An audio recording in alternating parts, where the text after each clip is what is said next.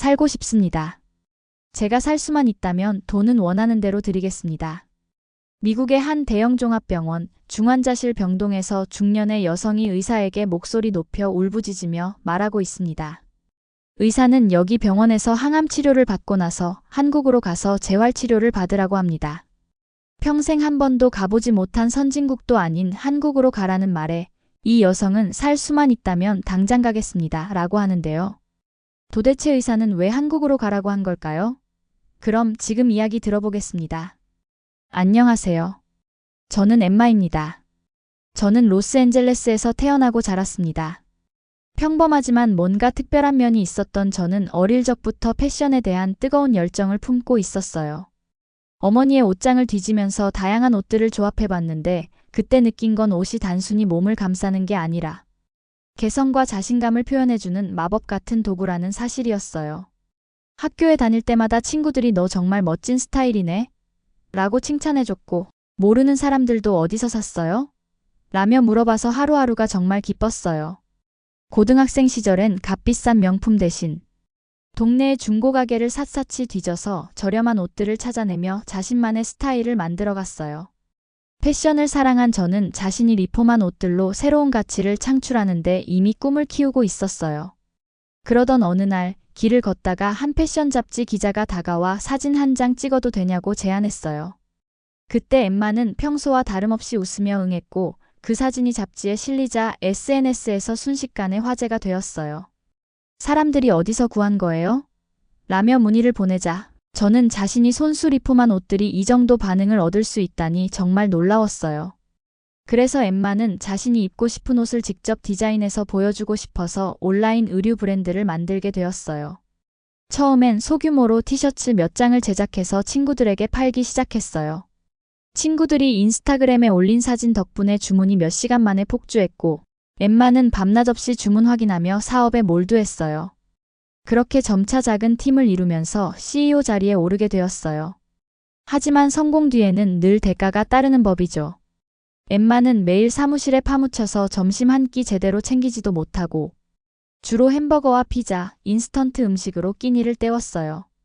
그러다 어느 날 거울 속 자신의 모습을 보고 깜짝 놀랐어요. 잃어버린 볼살과 다크서클, 앙상한 팔과 다리 예전에 활기 넘치던 모습은 어디로 간 건지요. 친구들이 엠마 너무 무리하는 것 같아요 라고 걱정했지만 저는 지금만 견디면 곧 쉴 시간이 올 거야 라고 스스로를 다독였어요. 시간이 흐르면서 불면증, 만성피로, 소화불량, 그리고 알 수 없는 몸살까지 점점 심해졌어요. 그러던 중 어느 날 사무실 회의 도중 갑자기 어지러움과 숨막힘을 느끼며 의자에서 쓰러졌어요. 급히 구급차에 실려 병원으로 이송되었고 의사는 초기 대장암입니다. 다행히 내시경으로 절제가 가능한 단계라 치료는 가능해요. 하지만 앞으로 생활 습관을 꼭 바꿔야 합니다. 라고 진단했어요. 그 순간 엠마는 지금까지 자신이 걸어온 길과 건강을 돌보지 않았던 것에 대해 깊이 반성하게 되었어요. 수술은 성공적으로 끝났고 회복 기간 동안에도 엠마는 노트북을 켜고 디자인 작업에 몰두했어요. 내 몸보다 사업이 더 중요해라고 스스로 말하며 버텼지만 몸과 마음은 점점 쇠약해져 갔어요. 사무실에 복귀한 후에도 아침 일찍부터 늦은 밤까지 업무에 치이며 건강은 뒷전으로 미뤄두었어요. 그러다 완치 판정을 받은 지 1년도 채 되지 않아 어느 아침 눈을 뜨니 몸 전체가 힘이 없이 축 처져 있었어요. 출근하면서 어제 너무 늦게 잤나? 생각하며 억지로 출근했지만 복부의 묵직한 통증과 미열은 점점 심해져 결국 다시 병원을 찾게 되었어요. 병원에서 의사는 냉정하게 말씀하셨어요. 이번 재발은 단순한 수술로 끝나지 않습니다. 지금처럼 면역력이 떨어진 상태로는 근본적인 생활 습관 개선 없이는 재발할 위험이 큽니다. 그 말을 듣자 엠마는 분노와 슬픔, 그리고 깊은 절망감을 느꼈어요. 자신은 이미 성공한 CEO였는데 몸이 자신을 배신하는 것 같아서 너무 속상했어요. 그때 새로운 담당 의사가 등장했어요. 미국에서 오랜 기간 일했지만 한국에서 의학을 공부한 경험이 있는 분이셨어요. 단호하면서도 따뜻한 목소리로 엠마 씨, 지금 진행하는 항암 치료는 암세포를 제거하기 위한 거예요. 그런데 만약 면역 체계와 생활 습관을 그대로 둔다면 암은 언제든 다시 나타날 수 있습니다. 근본적인 변화를 위해 한국에서 통합 치료를 받는 것이 필요합니다. 라고 말씀하셨어요. 그 말은 단순히 치료 방법을 제안하는 것이 아니라 엠마의 삶 전체를 다시 돌아보라는 절박한 경고처럼 들렸어요. 바로 그때 회사의 물류팀을 맡고 있던 미국계 한국인 직원 리나가 다가와서 엠마 씨, 한국의 의료 시스템은 정말 놀라워요.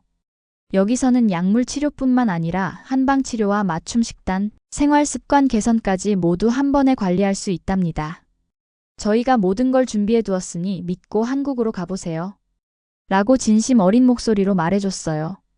리나의 말에 엠마는 불안과 두려움을 뒤로하고 이제는 꼭 자신의 몸을 돌봐야겠다고 결심했어요. 출국 준비를 마치고 비행기에 오른 엠마는 처음으로 바깥 세상의 소란을 내려놓았어요. 창밖으로 스치는 구름을 바라보며 이제는 내 몸과 마음을 돌볼 시간이야 라고 다짐했어요.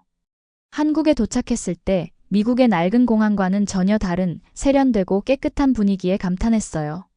입국 심사부터 짐 찾기까지 모든 게 신속하고 친절해서 기분이 좋았어요. 고지어 병원으로 이동하는 차 안에서 서울의 현대적인 고층 빌딩들과 번화한 거리를 보면서 새로운 희망이 생겼어요.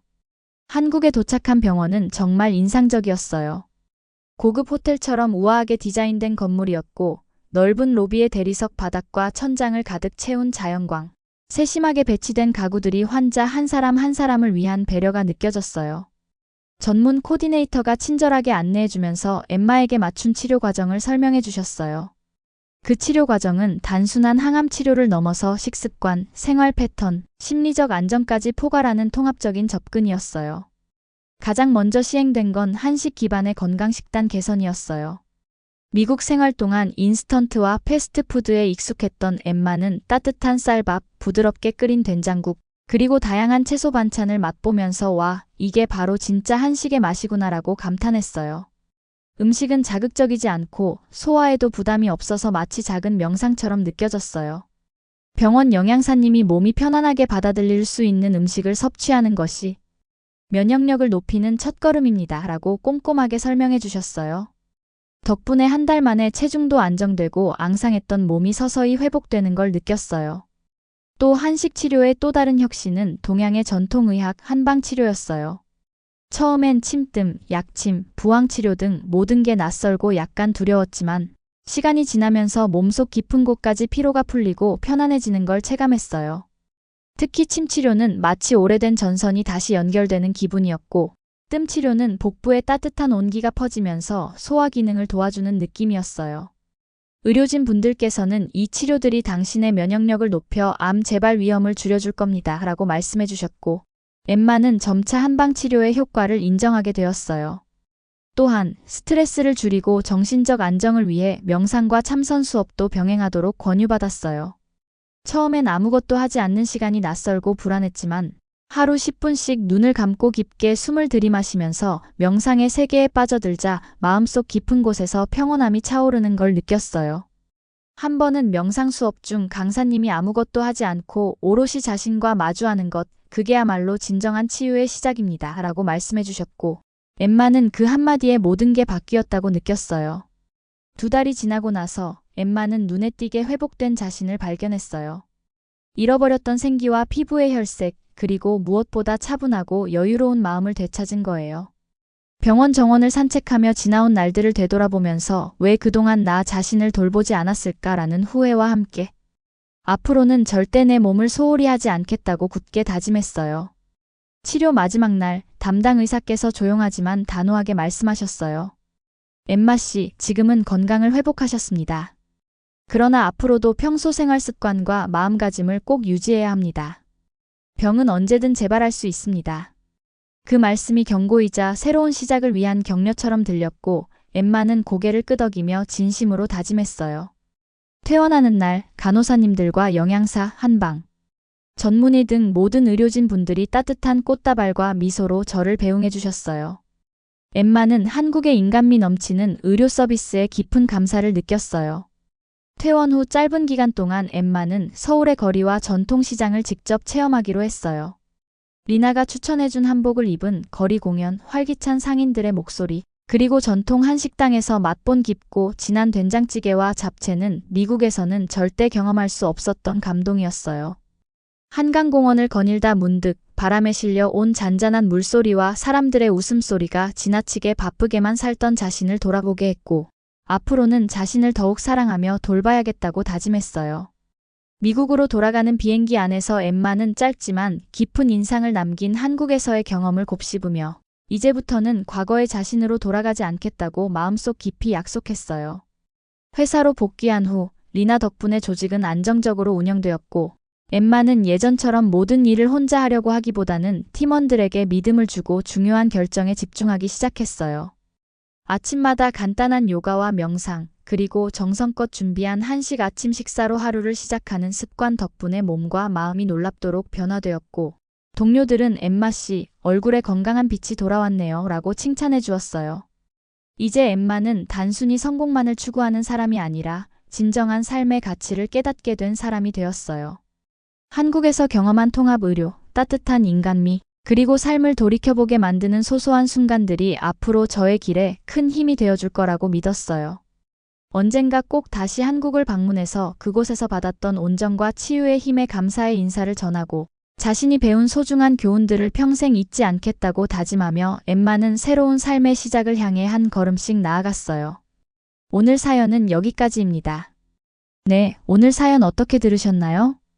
엠마의 여정을 통해 우리는 성공과 건강의 균형, 그리고 진정한 삶의 가치에 대해 생각해보게 되었습니다. 때로는 멈추어 자신을 돌아보는 시간이 필요하다는 소중한 교훈을 전해드렸습니다. 긴 이야기 끝까지 시청해주신 모든 분들 진심으로 고맙습니다. 더 좋은 감동적인 사연으로 여러분을 찾아뵙겠습니다. 구독과 좋아요, 알림 설정은 영상 제작에 큰 도움이 됩니다. 그럼 구독자 여러분들 감사합니다. 그리고 사랑합니다.